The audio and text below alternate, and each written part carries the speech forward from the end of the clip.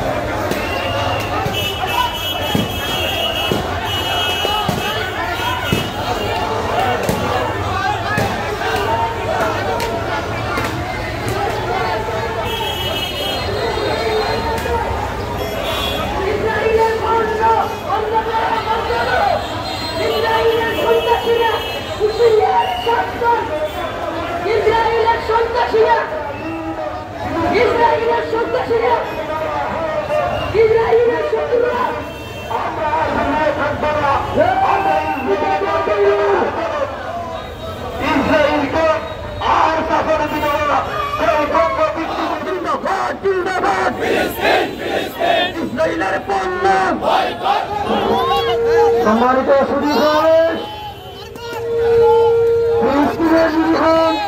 মুসলমানদের উপর সন্ত্রাসী হামলা গণহত্যা এবং সরকার কর্তৃক দাবিতে আজকের এই শিক্ষক মিছিল এবং প্রতিবাদ সমাবেশ কুমিল্লার রূপালী চত্বর থেকে ফিলিস্তিনি মুসলিম ভাইদের পক্ষে একাত্মতা ঘোষণা করে আজকে আমরা এখানে বিক্ষোভ মিছিলে অংশগ্রহণ করেছি বকশিয়া দরবার শরীফের নেতৃত্বে। কিন্তু আপনারা জেনে রাখবেন আমরা সেই কুমিল্লার জমিনে আজকে নাই, আমরা অবশ্যই ফিলিস্তিনের জমিনে আমাদের জিহাদ হিসাবে আল্লাহ কবুল করবেন। আমরা থেকে যে পুকুর থেকে ফিলিস্তিন নামক রাষ্ট্রটা প্রাপ্ত হয়েছে, আমরা বলতে চাই ও নেতানিয়াহু মনে রাখবা, তোমরা পুকুর থেকে ফিলিস্তিনকে বাদ দিয়েছ, 200 কোটি মুসলমানের হৃদয় থেকে ফিলিস্তিনে বাদ দিতে পারবে না। মুসলমানের রক্ত যেখানে পড়েছে, মুসলমান যেখানে রক্ত দিয়েছে, মুসলমান যেখানে শহীদ হয়েছে, ওই জায়গায় আত্মা হত্যা মুসলমানের বিজয়ের পতাকা দাঁড়াবে। আমরা দেখেছি পাশাপাশি এই নেতানিয়াহুর পরে আমাদের ভারতে মোদী সরকারের নেতৃত্বে মুসলমানদের উপর আরেক নেতানিয়াহু মুসলমানদেরকে নির্যাতন করছে। আমরা দেখেছি প্রায় 150-র মতো মসজিদ মাদ্রাসা ভারতে ভেঙে ফেলছে। আমরা দাবি জানাচ্ছি অতি বিলম্বে, অতি তাড়াতাড়ি আমাদের এই মসজিদ মাদ্রাসাগুলি সংস্কার করা হোক। আর নতুবা মুসলমান যদি একবার কোর্ট থেকে বের হয়ে যায়, মুসলমান যদি বাড়ি ফিরে যায়, তাহলে কাফি হবে, মরে গেলে মুসলমান শহীদ হবে। আমরা হুসাইনি সৈনিক, আমরা রক্ত দিতে জানি, আমরা ওমরা সৈনিক, আমরা মাওলা আলী সৈনিক, রক্ত দিতে জানি, জীবন দিতে জানি, পরে ফিরে না গেল বিবেকে বিধবা বানিয়ে দিও, হলেও আমরা মুসলমানের প্রতিশোধ নিতে চাই। এবং এই বাইতুল মুকাদ্দাস থেকে আমার দয়াল রাসূল সাল্লাল্লাহু আলাইহি ওয়াসাল্লাম মেরাজে গমন করেছেন। সুতরাং এই মসজিদুল আকসা আমাদের, এবং ফিলিস্তিনে আমরা দেখছি বিশেষ করে গত 2 বছরে অদ্য পর্যন্ত আজকের তারিখ পর্যন্ত প্রায় 50,000 মানুষকে শহীদ করা হয়েছে, এবং এর মধ্যে বেশিরভাগ শিশু আর নারীকে হত্যা করা হয়েছে। আমরা তীব্র প্রতিবাদ জানাই। তার সাথে সাথে আমরা দেখতে পাচ্ছি আমাদের পার্শ্ববর্তী দেশ নেতানিয়াহু, কসাই মোদি ভারতের বিভিন্ন মাদ্রাসা, মসজিদ এবং মাজারগুলোর উপরে ওয়াকফ বিল পাস করে হামলা করার পায়তারা করতেছে। আমরা তারও প্রতিবাদ জানাই।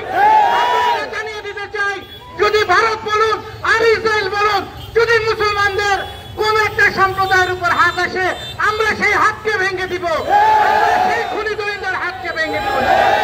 আমাদের ইতিহাস থেকে ঘেটে দেখুন, আমরা কারবালার সৈনিক, আমাদের 1400 বছরের ঐতিহ্য আছে, আমরা কারবালার ময়দান থেকে এখন পর্যন্ত সক্রিয় আছি। যদি প্রয়োজন হয় আমাদের পূর্বপুরুষরা যেভাবে কারবালার ময়দানে রক্ত দিয়েছে আমরাও দিব ইনশাআল্লাহ।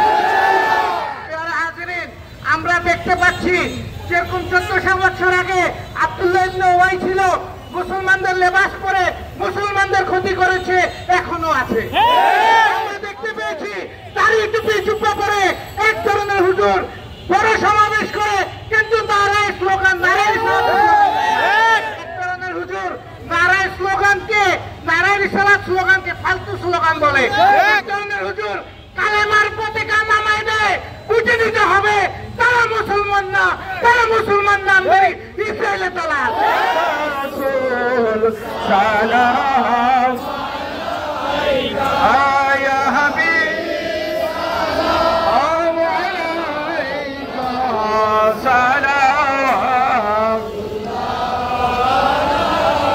আপনি যে নূরের রবি, নিখিলেন ধ্যানের ছবি, আপনি না এলে দুনিয়ায় আধারে জমি তো সবই। الصلاة والسلام على رسوله الكريم. ربنا ظلمنا أنفسنا وإن لم تغفر لنا وترحمنا لنكونن من الخاسرين. ربنا آتنا في الدنيا حسنة وفي الآخرة حسنة وقنا عذاب النار. আল্লাহ মেহেরবানি করে আমরা তোমার দরবারে দুইটা হাত বাড়াইছি, যার হাতটা তোমার দরবারে মায়া লাগে হাতের উসিলায় আল্লাহ মেহেরবানি করে ফিলিস্তিনের মুসলমানদের হাতে হেফাজত করে নেন। আল্লাহ মেহেরবানি করে ফিলিস্তিনের মুসলমানদের হাতে হেফাজত করে নেন। আল্লাহ ফিলিস্তিনের মুসলমানদেরকে তোমার আমানত দিলাম, জমিনদার হয়ে যাও। আল্লাহ তাদের রক্তের উপরে আল্লাহ ফিলিস্তিনের মুসলমানের বিজয়ের পতাকা দাঁড় করাইয়া দাও। আল্লাহ তাদের রক্তের উপরে ফিলিস্তিনের মুসলমানের বিজয়ের পতাকা দাঁড় করাইয়া দাও। আল্লাহ যতগুলি মানুষ জীবন দিয়েছে তাদেরকে শহীদের নজরানা দান করে দাও। আল্লাহ যারা অসুস্থ আহত আছে তাদেরকে তুমি সাফায়া আজলা দান করে দাও।